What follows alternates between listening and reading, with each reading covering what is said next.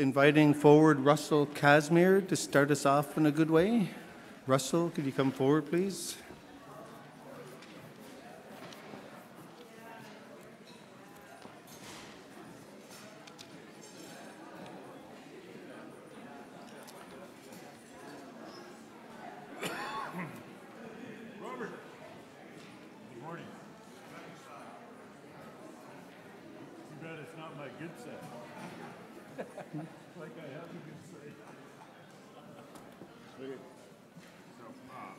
Matthew? We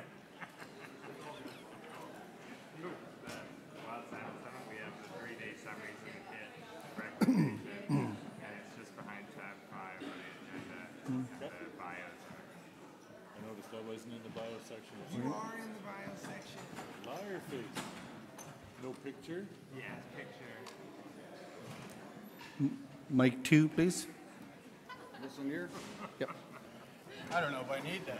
Probably not, but just for the elders. Thank you, Matthew.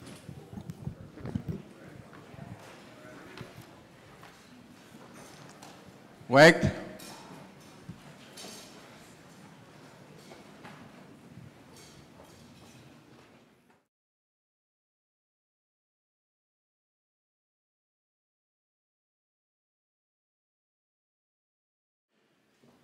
Grounds, and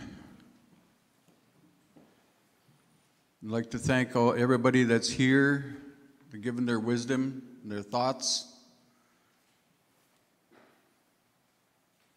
And I'd like to thank all the ladies, the grandmas, the ke'as, tupas. Wasn't for them, we wouldn't be this far. All the ladies that stood and walked with us, lived this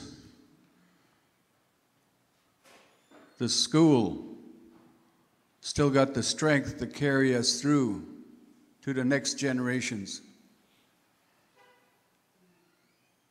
So don't waste your time. These old ladies have given us the strength to move forwards.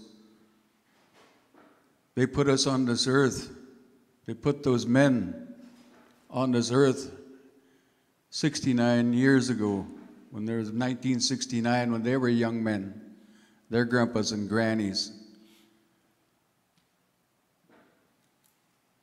So don't waste your energy.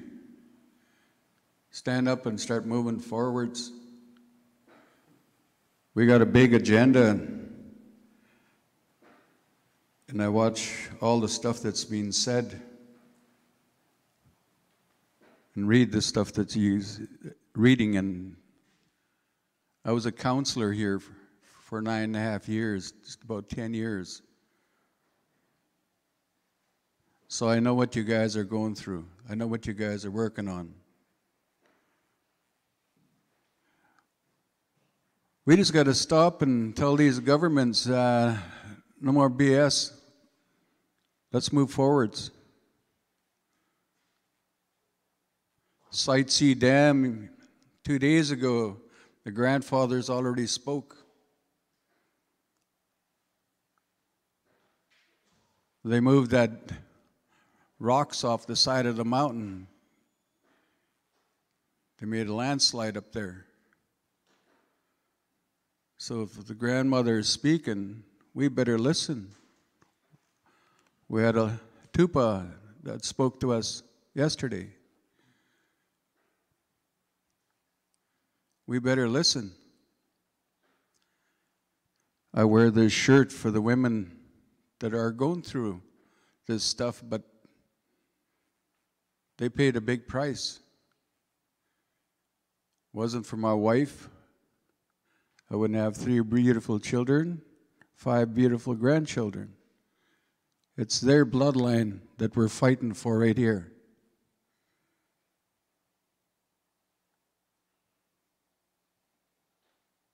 We got to stop this government from making movements in our communities, saying it's beautiful when they're going to put natural gas all the way down into the ocean again for our people. we're going to get lots of money. They're going to put oil through our country. So we could say we were part of it. No, we were never part of it. Fracking Earth, Mother Earth, is not our way. I come from a miner. My ancestor was hung here in 1899. He was a copper miner. The Shukwapan people were copper miners. My grandfather in 1899, Outlaw Casimir, was hung here for fighting for that. I stand here as a descendant of him.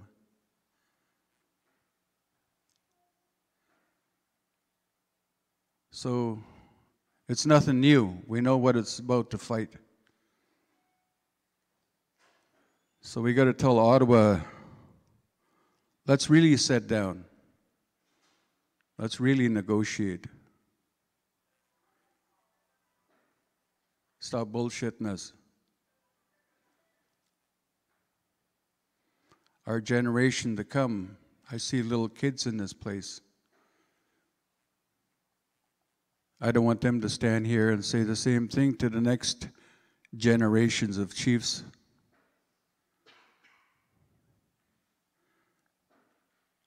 I want to see us move forwards and give thanks to these ladies for making us who we are. Let's show them that we are Shukwapan warriors, warriors of your nation. I ask you to take care of everybody here today. Give them good thoughts, open minds, open hearts, open ears, and open eyes, so that they hear, see, speak, feel, and understand where we're going as First Nations. I would say to the Cookpies, but there's a lot of them in here, so I have to be very careful. So the great-grandfather that flies above us, I ask you to take our prayers, our directions, and watch over everybody here that's here and that leaves to go home. Hoo-ha, Kukshem.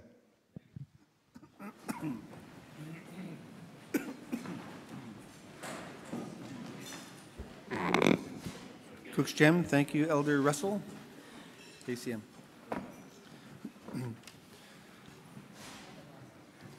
Got a handful of housekeeping things before we begin.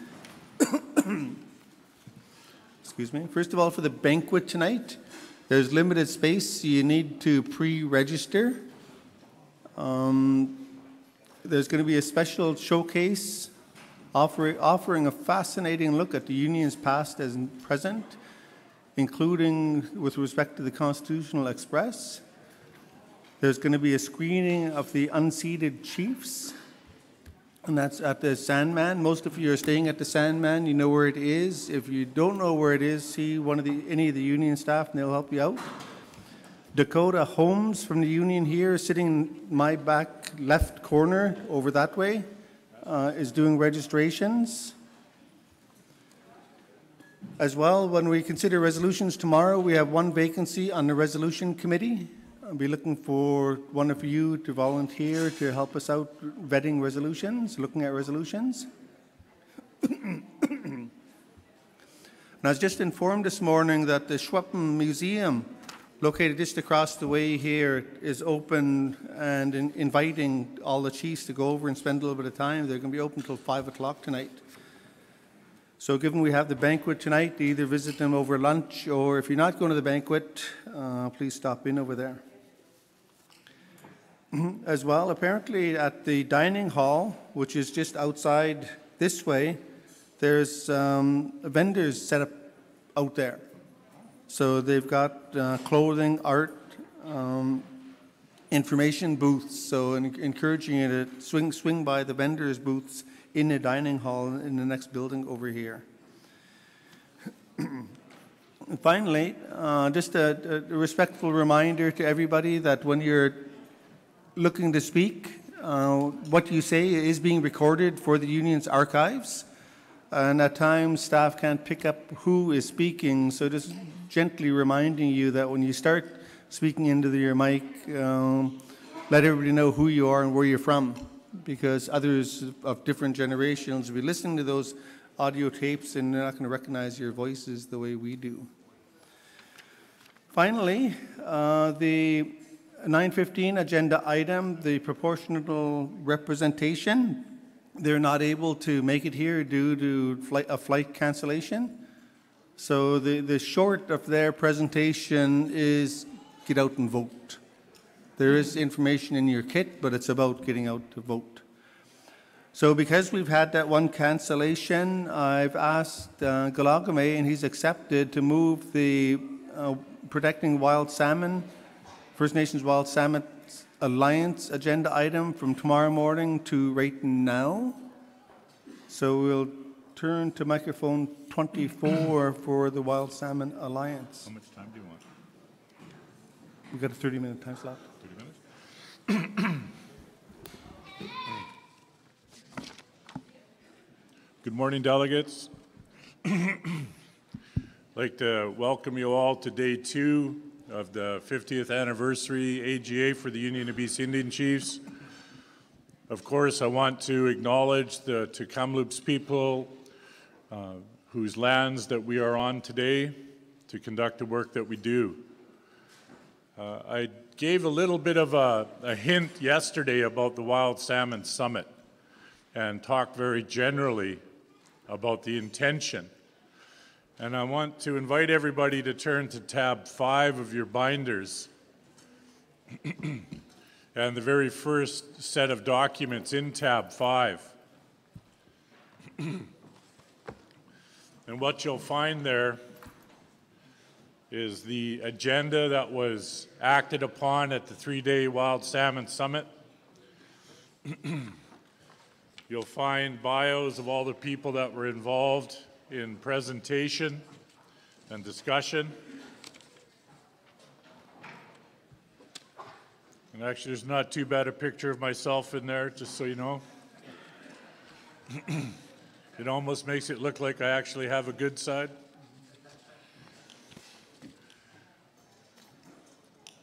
And then after you get past the agenda and the bios, you'll find that there's summaries of the day's discussions. And to consider that across British Columbia we have not enjoyed healthy and abundant wild salmon stocks for, I would say, a generation at minimum. That we've witnessed the federal government's disregard for the Sparrow decision from the Supreme Court of Canada. We've watched them mismanage the fishery where First Nation priorities, which are part of the constitutional protection of Section 35(1), are ignored. That they continue to make allocations based upon economy of their realities, not ours, where we see sport fishing, commercial fishermen's allocations being fulfilled before our people have full freezers to get them through the winter. And as I mentioned, I don't have to remind everyone that wild salmon is definitely a key component of our identity. It's a key function of our culture and a key function of our traditions. It is an activity of gathering food source for the winter that occurs across British Columbia.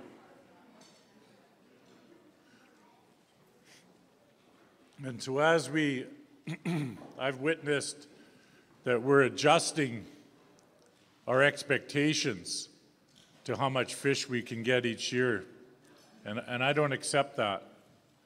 When I talk to community members that are happy that they got 10 fish for the winter, there should be a minimum of 10 fish per family per month. But this is where the struggle to ensure that the government's commitments that are made to live up to the obligations of the legislation that guides the Department of Fisheries and Oceans and the broader political announcements and commitments that are made. Because when the Liberal government were successful in the last federal election, they committed to implement the Cohen Commission. They committed to implementing the wild salmon policy. And so when you consider the wild salmon policy, it's a decent policy, if only the government would provide the resourcing to actually make it meaningful. And now we have a provincial government that has turned their attention to wild salmon in the province of BC. And so now they are taking on a measure of responsibility and developing a plan and a strategy which we could then grab hold of and use as an instrument to see the rehabilitation of salmon stocks in all of our territories. But recognizing how wild salmon weaves us all together as Indian people of British Columbia, how do we advance that collectively? How do we advance it to ensure that every one of our territories and the river systems that are there receive benefit from what may be coming from the provincial and federal governments? And if the provincial and federal governments are slow, as they've demonstrated their predictability is to be slow in the establishment of resources to do this important work, how do we then, as First Nations of British Columbia, organize ourselves at the highest political level to ensure that the Prime Minister and the Premier clearly understand that wild salmon is something that is critical to all of our people? Because we've witnessed now the development of a whole host of First Nation fisheries organizations that have been doing some really good work technically, where they're getting to a better understanding of the management of this resource, about the scarcity of this resource. But I have not witnessed a cohesive strategic alignment of the effort. So what the Leadership Council, by hosting the Wild Salmon Summit, was envisioning bringing all the organizations together, providing space for First Nation leadership to hear of the work that's been going on in the various watersheds, various components of each of the major river systems. And to use this as a way to understand what is occurring around the province, and for us to then give thought to what is needing to occur around the province. So sort of a technical gap analysis, if you like. And so when you look at the documents that are in Section 5, when you see the summaries that are provided for you from day 1 and 2, I really encourage every delegate here to take some time with whoever is a knowledge holder of your peoples, whoever has the technical capacity that you give responsibility to for salmon, and have a discussion about what has been provided from these 2 days. And then envision what is it that your First Nation wants to see be brought into this mix, this development of that strategy for the province of British Columbia's wild salmon. We do have, well, it appears the unique opportunity of the Liberal federal government has changed since they first got elected. But that does not restrict ourselves from organizing to have a clear and concise voice in relationship to what is critical to all of our people. And to look at the provincial government's Wild Salmon Steering Committee and see that as, when I first learned of this committee, I thought it was a great opportunity, because the provincial government, as we all know, are the ones that issue the licenses and tenures in our watersheds. So they're the one closest to the decision-making in our collective territories. So by developing this broader, cohesive political strategy, we can then hold the provincial government to account for the consequences of the decisions they've made as it affects wild salmon, whether it's logging, whether it's mining, whether it's fish farms, whether it's a garbage dump that's leaking toxic leachate into the Fraser River. But I think that it's a critical time now, more than ever, with the depression of the abundancy of wild salmon. And so when we consider that, and I really do encourage everybody to take the time to read the outcomes and to understand it from your nation's perspective, and to get your comments into the Union of BC Indian Chiefs or the First Nations Summit or the BCAFN as input into this document.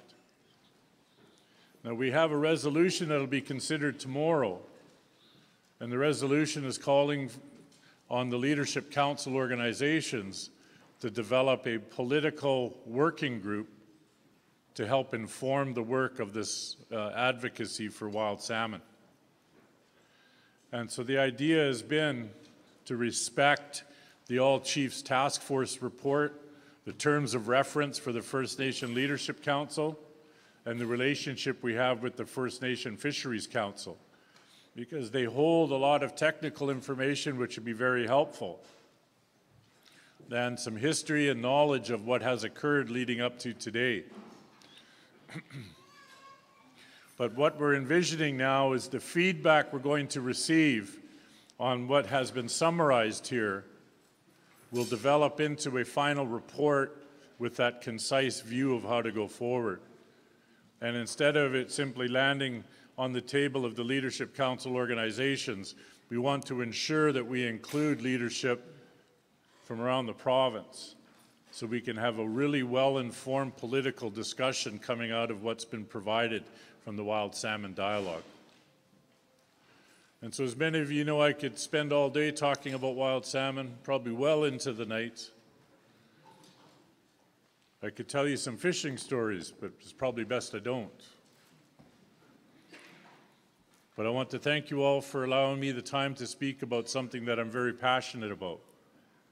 And I want to see us as a very strong political voice of British Columbia find unity on this. And let this be perhaps a capitalization of the political opportunity federally and provincially, and where we can demonstrate to one another that we can come together in a very strong, united voice to take care of what we need for our people. So thank you, Mr. Chair. Any questions or comments? Is my mic on? Is my mic on? Yeah. Mic 4?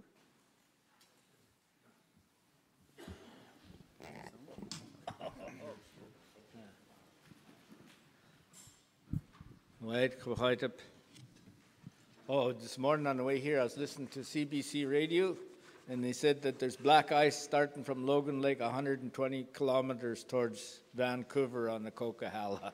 If you guys, anybody driving, be careful out there.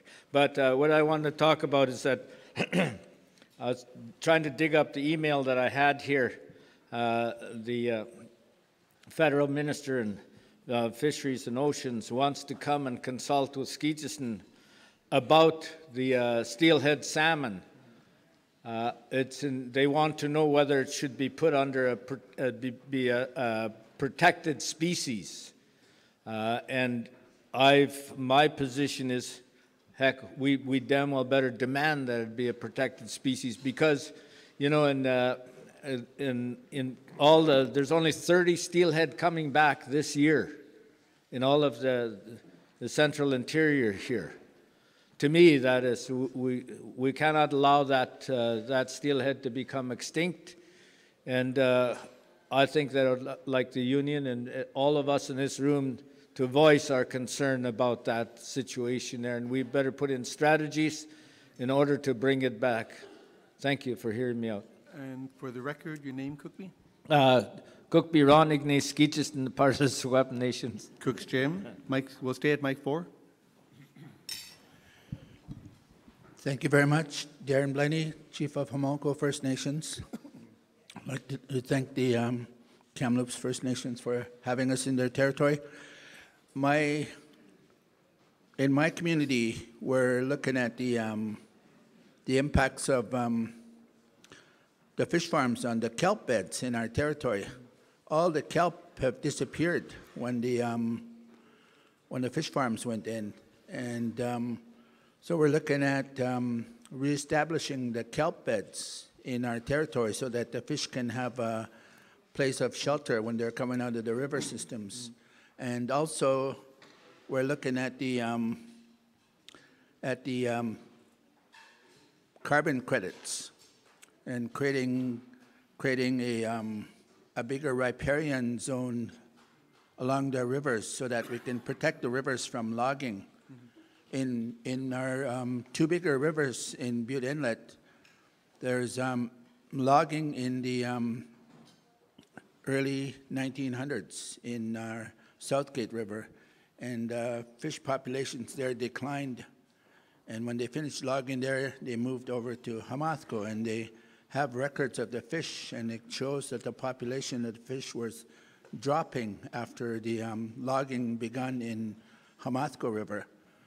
And now that the river, the logging is done in Hamathco, they're moving back to Southgate for the next round.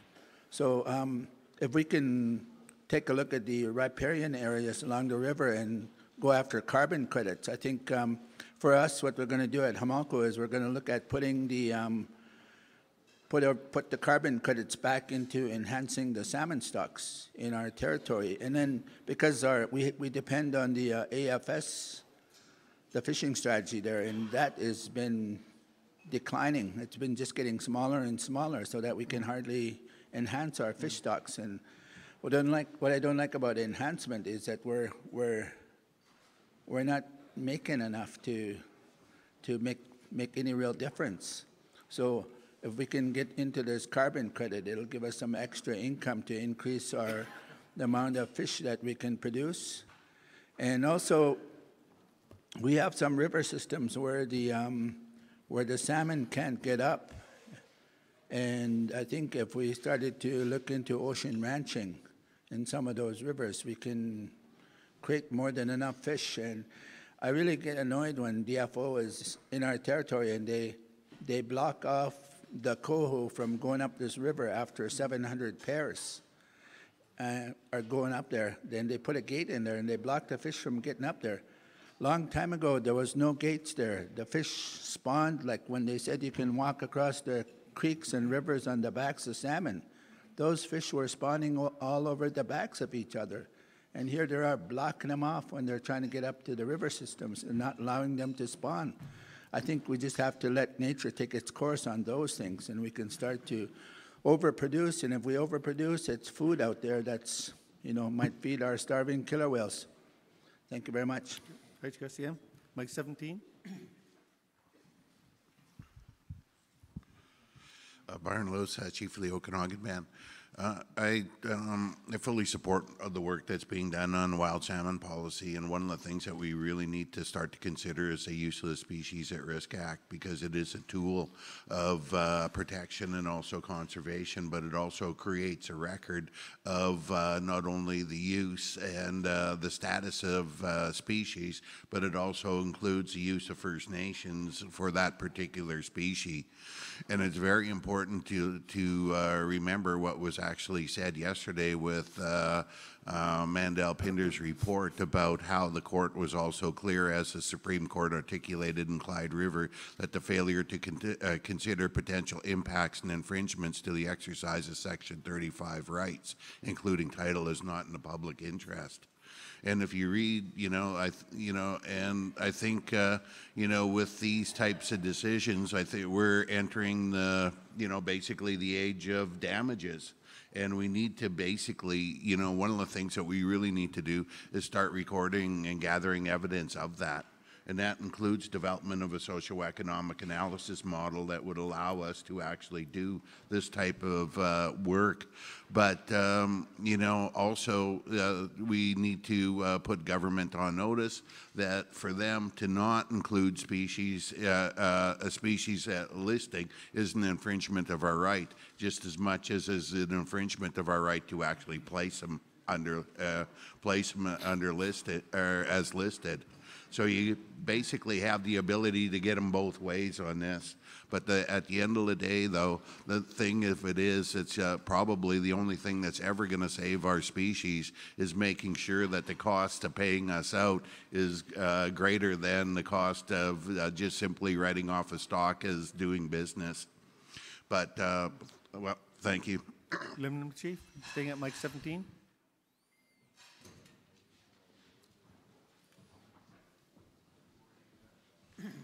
Mic 17.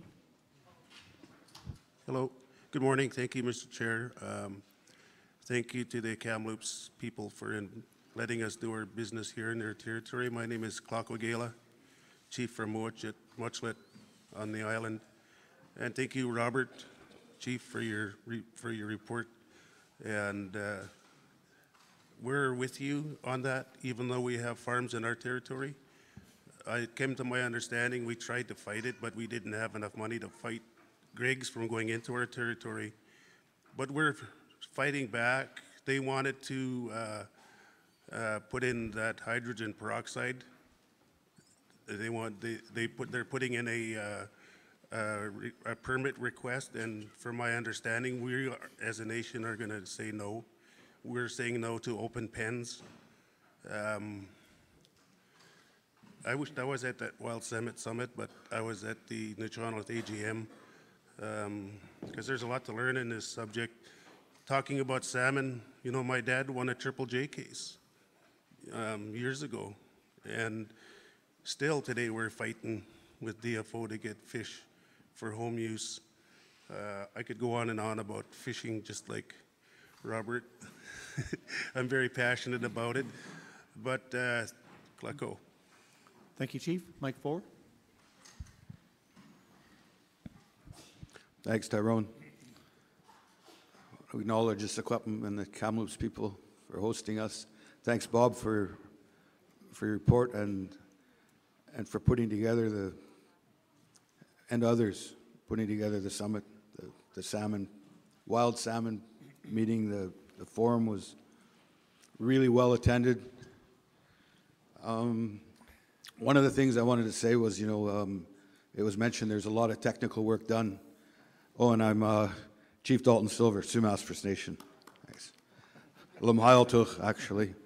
But there's a group formed, some of you may be part of it, the Fraser Salmon Management Council. And actually it is a form of a political movement amongst tribes right from Vancouver Island right up to the headwaters of the river that's become known as the Fraser. There are 75 First Nations that have had the blessing of their leadership by way of BCR or otherwise to join in this, to work towards a co-management agreement with the government and instilling our perspective on how the salmon should be looked after. It took 8 years, and I give credit, a lot of credit to one of the locals, Sequatlam fisheries rep, Pat Matthew. Talked to a lot of the tribes and got people to sign up. And after 8 years of gathering ourselves together,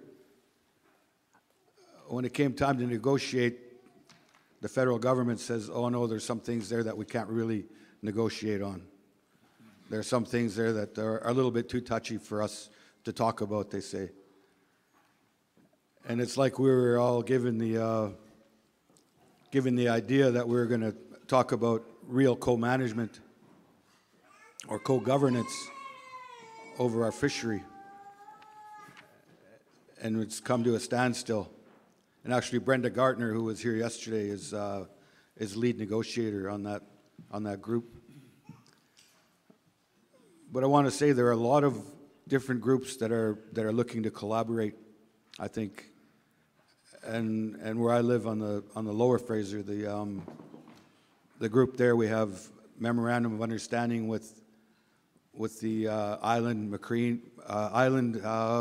IMOG group, with Sequatlam, with the ONA, and with the Upper Fraser Fisheries Conservation Alliance. And so we're trying to instill our values and looking after our own resources. And as I was talking with a friend from Washington State yesterday, and I want to say, you know, Bob, you mentioned the wild salmon of British Columbia. Actually, they don't know the border. And what happens in the waters here and what happens in the waters there in Washington State has an effect on the fishery. But we talked yesterday too that with a friend from Coast Salish that we need to maybe change our perspective and get back to our old values.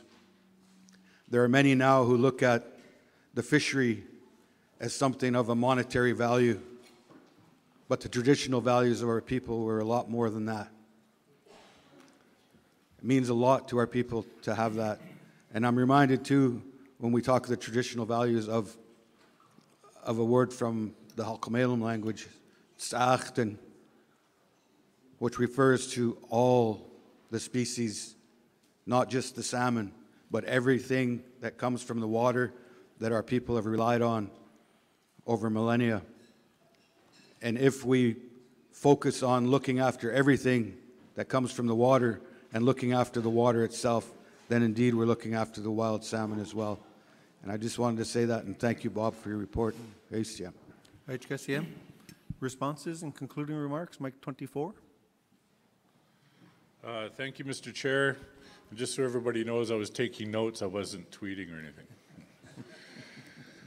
anything. And starting from the top, the species at risk.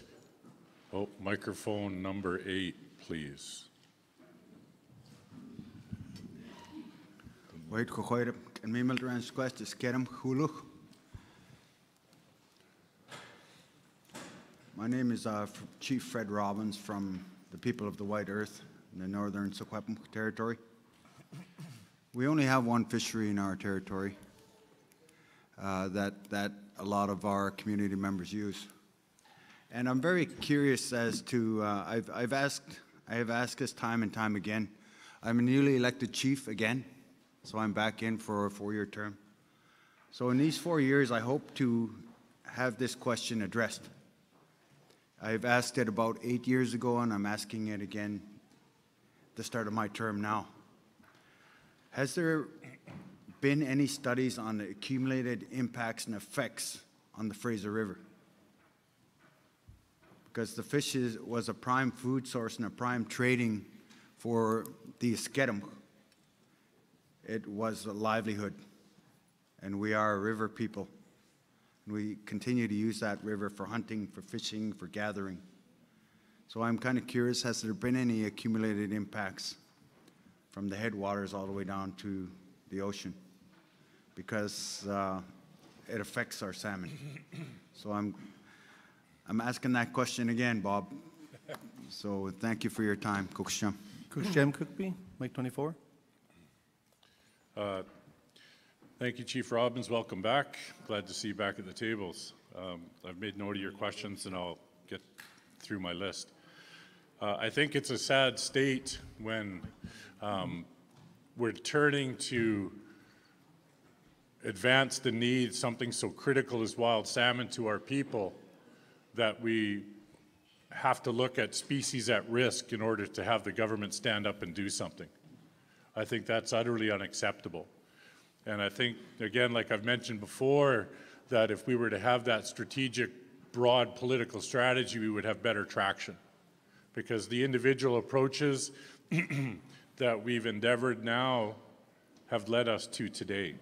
And so we must think of something different than what we've done. Chief Blaney, I know that I was talking to some of our fishermen up in the Johnson Straits as well, and they're talking about where did all the kelp go? And for me, this underlines yet another aspect of what we need to understand is where are all the nurseries for the wild salmon that outmigrate?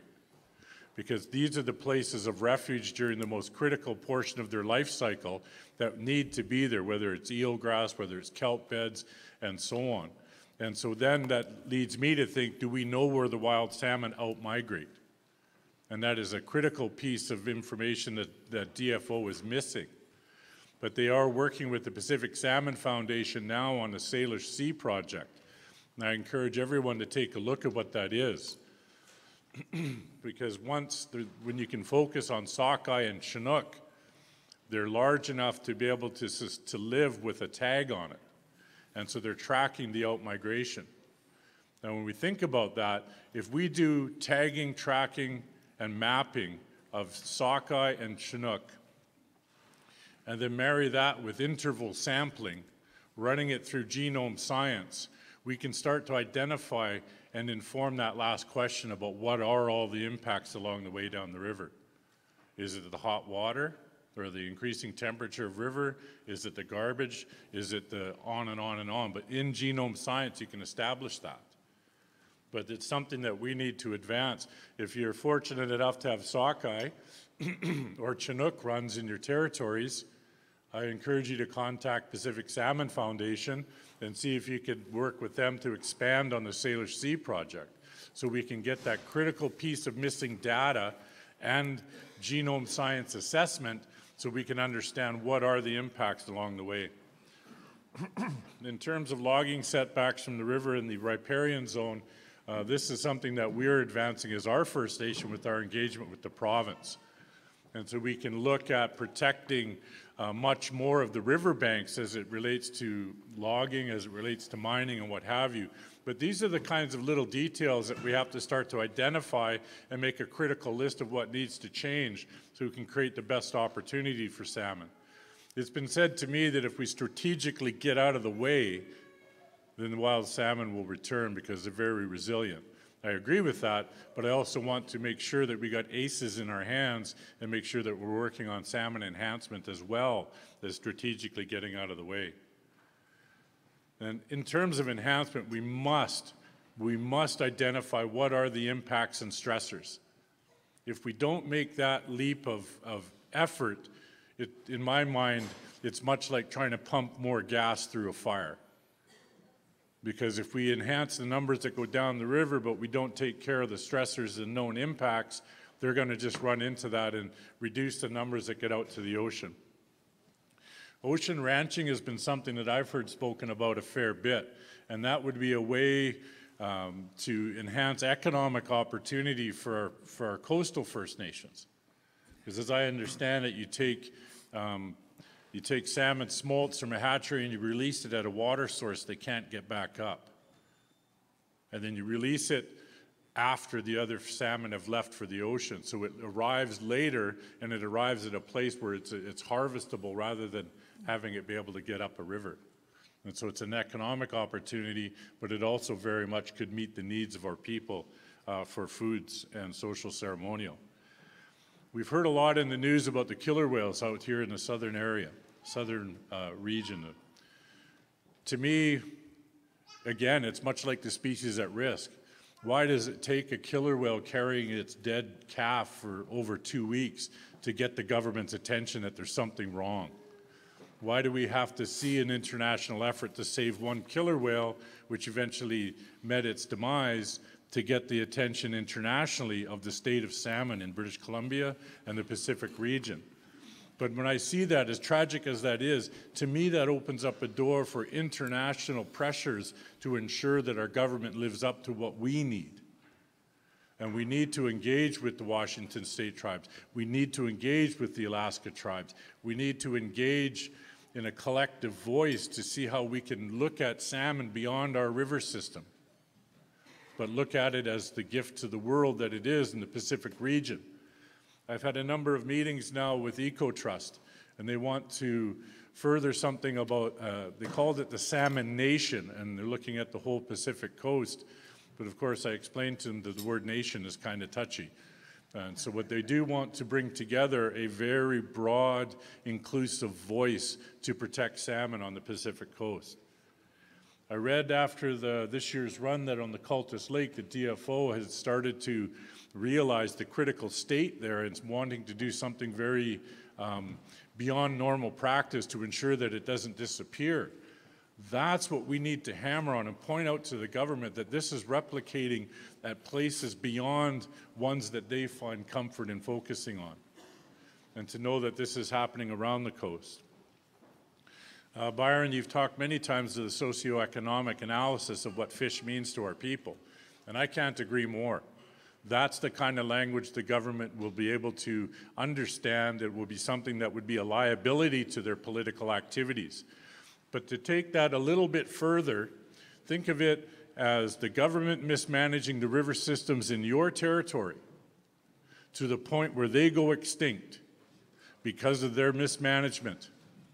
That is emptying your Aboriginal rights. And I think we need to talk to each of us, talk to our legal counsels about what that means.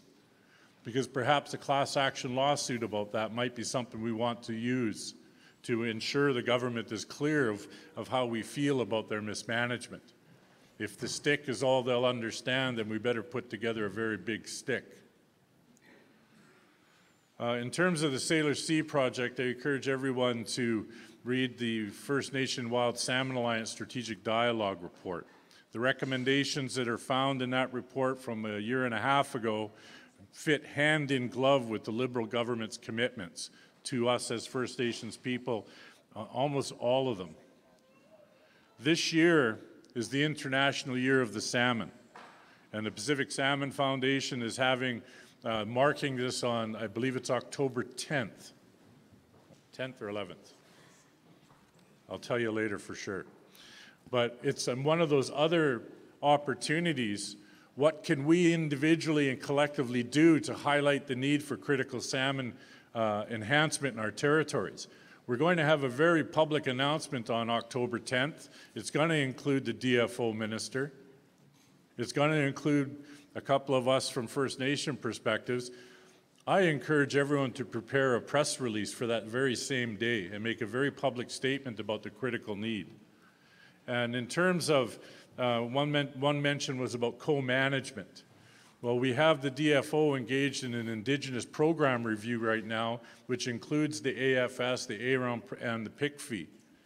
Well, this is I've mentioned to the Minister LeBlanc that if AROM is not, if the destination for the capacity being developed isn't management of the fisheries, it's a waste of our time. I don't want us to develop technical capacity so we can understand things and stay inside our house. I want us to develop that technical capacity to get out of our house, go down the hall, meet with the government, and demand that we are the ones in charge. And so one of the things that I've thought about in terms of that is what would a perfect storm for wild salmon look like? What if we started from the headwaters all the way out to the tips of Vancouver Island and say, what is it the government is doing incorrectly? What is it that we know needs to happen? And then we can develop a collective story where wild salmon would be able to be looked after from our perspective. Collaboration is critical. And that perfect storm would be a way to begin to understand what are the cumulative impacts on the Fraser River, the Skeena, the Nass, and every other river in between. So thank you, Mr. Chair, and thank you everybody for your questions. Thank you, Bob. Being mindful of the elders' comment yesterday about less talk and more action, I did see a couple of late hands coming up, but we have a resolution on this topic tomorrow morning, and we'll continue this discussion as a part of that resolution tomorrow morning.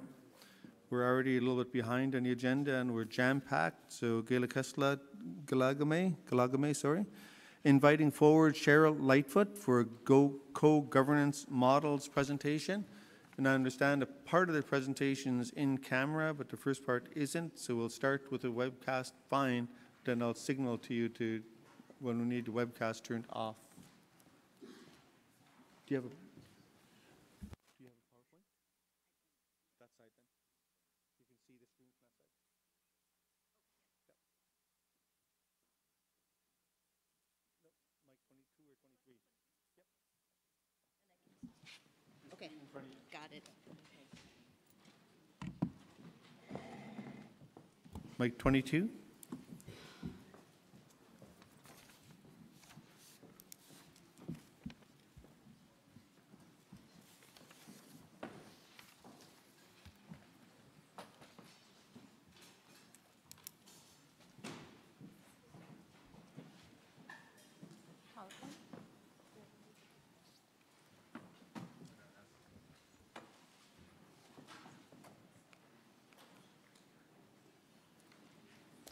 Okay, good morning. And thank you very much for giving me the time this morning. I am going to start with the presentation on the Maori experience in electoral reform. And I understand that the Elections BC Pardon had me for a second. Yeah. Apparently this piece is in camera, so we can have the webcast turned off, please, and confirm that.